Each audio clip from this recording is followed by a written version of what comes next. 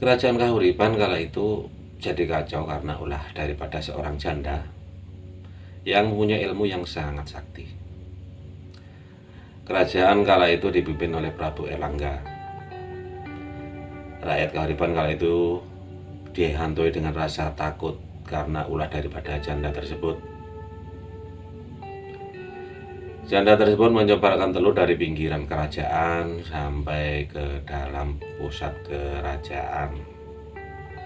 Gak memandang tua, muda, laki-laki, perempuan, ataupun kaya, miskin, tak luput dari sasaran telur tersebut. Sampai akhirnya Prabu Erlangga itu meminta bantuan kepada Empu Barada. Empu Barada pun mengutus, ada yang bilang itu anaknya, ataupun ada bilang itu muridnya, untuk mendekati anaknya janda tersebut yang bernama Ratna Manggali. Ratna Manggali terkenal dengan wajah paras yang sangat cantik sekali, sehingga Ratna Manggali pun terpesona atau jatuh cinta pada Empu Bahula, namanya anaknya Empu Barada. Akhirnya dengan satu persyaratan untuk mencuri kitab punyanya janda tersebut, dan sampai akhirnya janda tersebut dapat dikalahkan. Siapa dia? Dialah Nating Girah atau dikenal dengan sebutan Calon Arang. Baik, oke teman-teman, kita ke Kediri, kita lihat situs yang ada di sana, situs Calon Arang. Yuk kita ke sana.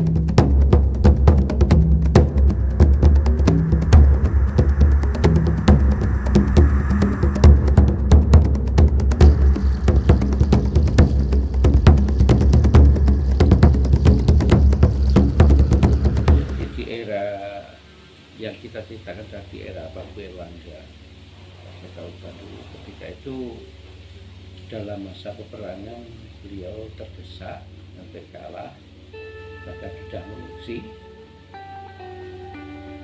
Beliau minta bantuan kepada ayahanda. Ternyata ayahanda Prabu Erlangga adalah Prabu Dayana Raja saking kerajaan di Bali. Kemudian Prabu Dayana utusan 3 orang. Yang pertama Empu Barada, seorang tokoh spiritual, bilang bahasanya Brahmana. Kemudian yang kedua seorang senapati atau prajurit namanya Narotama. Kemudian yang ketiga satu-satunya perempuan kirim ke sini sebagai duta, itu acara, kalau nggak salah ceritanya dari beliau tadi adalah Nyai Dayu Datu. Bu namine napa nggih? Enten sing ngarani, ada yang bilang itu namanya Walunatung Girah. Nah, yang Walunating Girah ini di sini.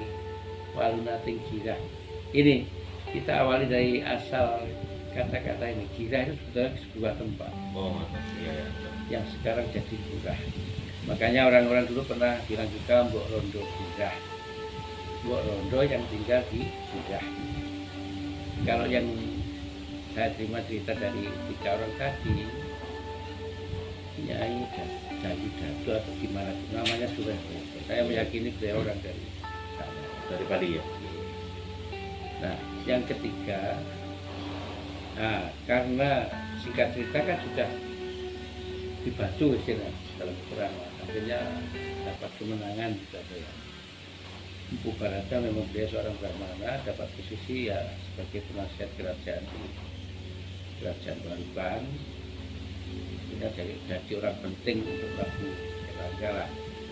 Kemudian Narotamanya sebagai seorang senapati otomatis dapat juga di kerajaan sebagai punggawa kerajaan juga.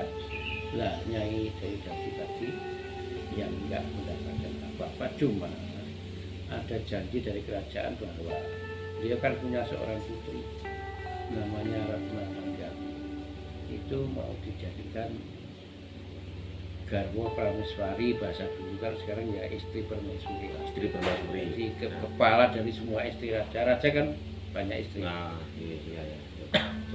Cuma ternyata janji tinggal janji. Mungkin kalau sekarang bisa dikatakan dia itu adalah korban apa ya, semacam konspirasi politik. Nah, sekarang bilang politik bahasanya gitu. Mungkin hanya supaya beliau nggak terlalu muncul, apalagi seorang perempuan. Biarpun perempuan, dia adalah punya ilmu multi dalam hal pengobatan, pertanian, kanuragan, apalagi dia bahasanya dulu orang sakti lah meskipun perempuan. Nah, singkat cerita, janji tinggal janji, nggak ada realisasi, beliau kan marah. Iya. Nah, kemarahan beliau itulah yang melegenda sampai saat ini.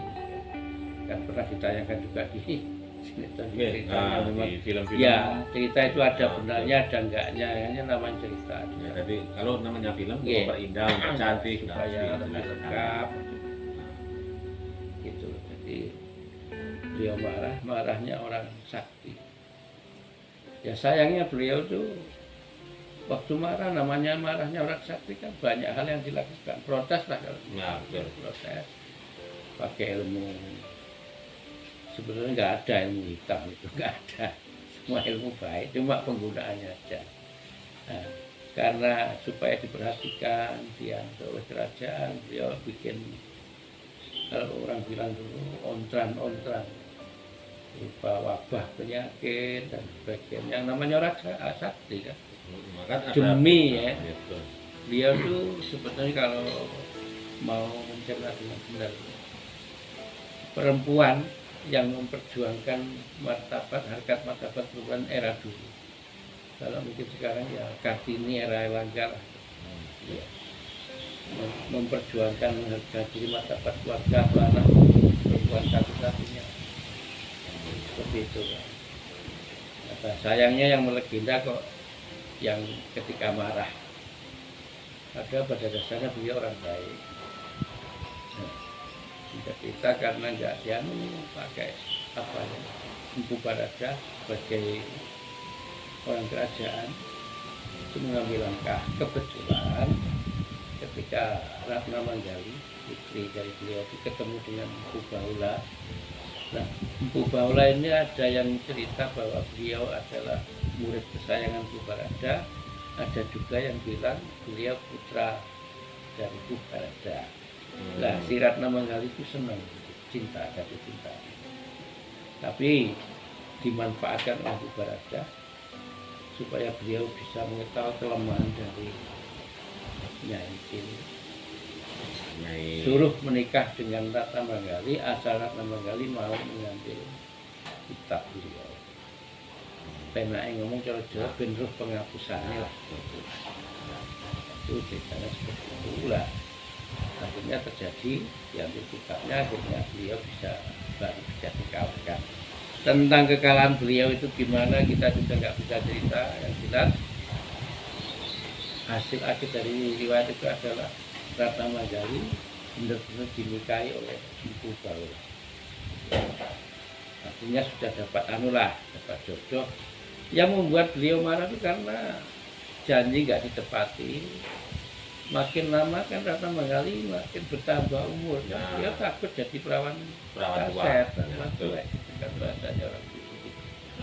Nah, mungkin berawal dari situ timbulnya legenda tentang Nyai Cili itu.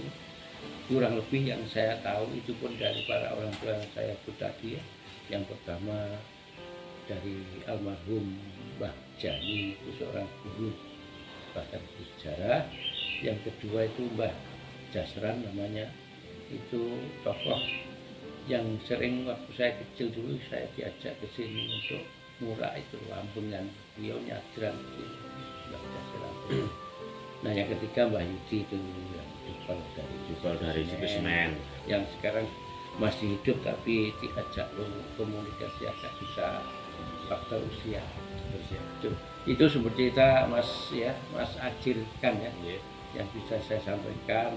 Banyak kekurangan saya mohon maaf aja yang bisa saya sebutkan tentang asal usul beliau orang mana. Kalau saya cuma gini, terlepas ya beliau itu orang dari Bali, nah, orang Jawa sini, terus apapun keyakinan beliau, tapi saya pribadi meyakini beliau adalah pendahulu kita, pendahulu.